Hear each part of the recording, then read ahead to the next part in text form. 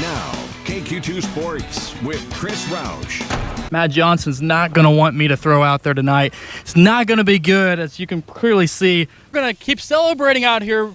Baseball, America's birthday. Villanova or Kentucky? Kentucky. So you have Kentucky winning it? Mm-hmm. Put the money in, and you're done.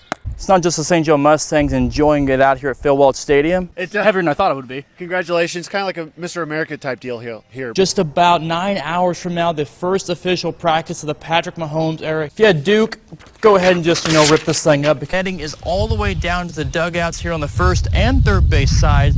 But the hope and the goal is to extend this further all the way down here. Until then, it's a big Maddie, family affair. Yeah, that's right. It's a big family affair. Group hug. Maddie, we'll send it back to you. From this to that, and finally this. A lot of hand turning, turning a lot of bats. Ballpark, how many have you made so far out of your own business? Oh, I've probably made between 400 and 500 bats so far. What started off as a love for baseball. Growing up, I always played baseball. Absolutely loved the game. And Trevor Moss combined that love with a family passion for woodworking. When I got my first wood bat, I actually went out to the garage and got a piece of sandpaper and started to sand down the handle. It has turned into a business opportunity for Trevor Moss. Truly considered it a hobby, and then it just became more serious over time. So serious, his company Walk Off Wood Bat Company is partnering up with the St. Joseph Mustangs. Johnny and I had kind of spoken about it before, not too seriously. But then this fall, I had spoken with him again about it. And this time around, talks got real. The effort and time that he puts into each bat was really amazing, and I wanted to make it work. Moss and Mustangs manager Johnny Coy go back a long time, playing baseball together growing up, and they're once again on the same team. Out of his own garage, Moss makes every bat by hand. From start to finish, I can get a bat done in about 2 days. Come May 29th, Mustangs opening day. With the crack of the bat, Moss will know he's left his imprint on the game he loves. To see these college players, top-tier college players, swinging bats I've turned here in my garage, it'll be pretty neat to see that happen. Chris Roush, KQ2 Sports. I wanted to walk just as much as I could. Imagine loving something as much as Beth Carr loves running. Beth is a well-known runner in St. Joe. Carr even ran in this year's Boston Marathon, as well as competing in several local races. But a doctor's appointment last month flipped her running career and life upside down. And I was supposed to be going in for an MRA for the shoulder that just did not go away, and got to the hospital and they said, "You're going to ER." Doctors discovered Carr had cancer in her spine and liver. I ended up with surgery where they removed 2 large tumors off of my spine. Undergoing surgery just 2 weeks ago, Carr continues her rehab and cancer treatments, but now she's making it a point to get back out on the course.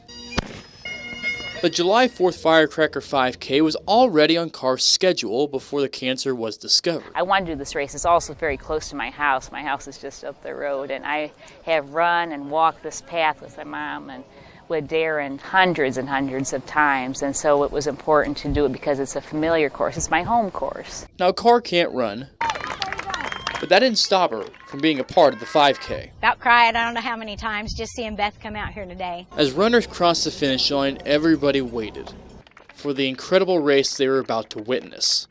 Carr walking to the finish, surrounded by friends and family. To keep going and through it all, and glad that I could do this race today with my family. Chris Roush, KQ2 News.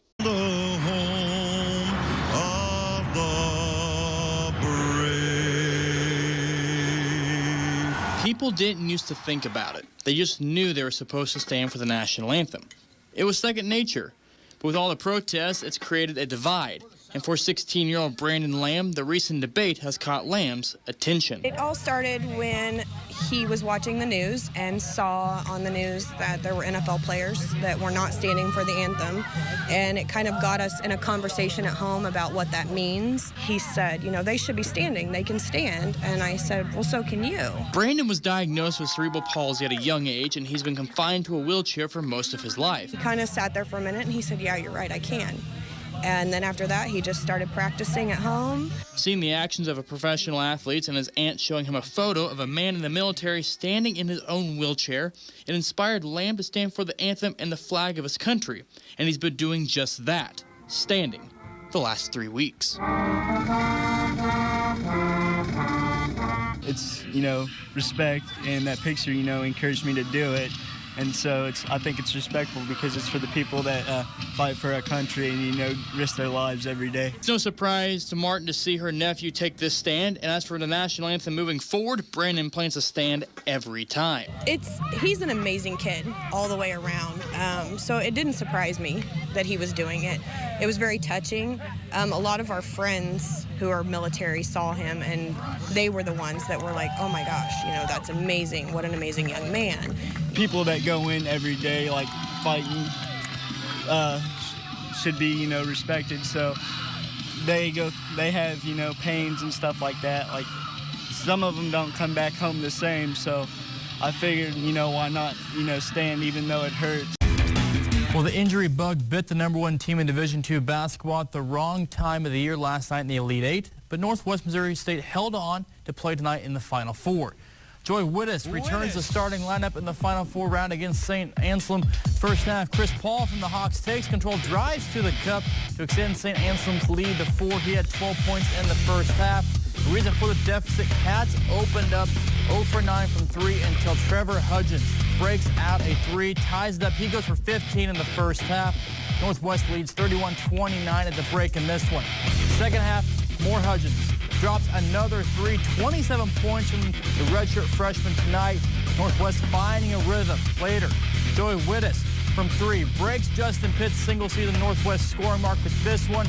And to cap it all off right here, Diego Bernard, the Lafayette graduate, slams it home. Northwest advances the national championship with a 76-53 victory. So with that dominating performance tonight, Northwest is heading back to the national title game for the second time in 3 years. Kick-a-Doo's Max Moore is live from Evansville, Indiana. Max, despite that slow start, Northwest does it again. It will be a year for Royals fans where they'll see the highs, they'll things get real exciting at some points, but then other times it will dawn on you this team is young and it's in the middle of a rebuild. Today you saw the good, and the bullpen, they almost blew it too. 2-hour rain delay, and finally, Royals opening day starter Brad Keller, the youngest opening day starter for KC since '73, taking on the White Sox for the 10th time on opening day. First batter of the game. Ball goes off Keller's glove, recovers for the out at first. He goes 7 strong, allowing just 2 hits. He gets the run support he needs also tonight. Bottom 4. Adalberto Mondesi on third. Alex Gordon takes this one high and deep to right. Just feet shy of a 2-run home run, but Mondesi comes down from third, and we have the first run of 2019. Bottom 6. Runners on the corners. Jorge Soler hits one through the left side, scores Whit Merrifield. 2-0 Kansas City. Then bottom 7 now. Merrifield on first with speed. Mondesi at the dish with more speed and pop. Knocks one to right center field. Merrifield scores. Mondesi with a second triple on the night. First time since Tony Pena Jr. in 2007 that a Royals player has done that on opening day. KC holds off a bullpen scare the ninth to win 5-3.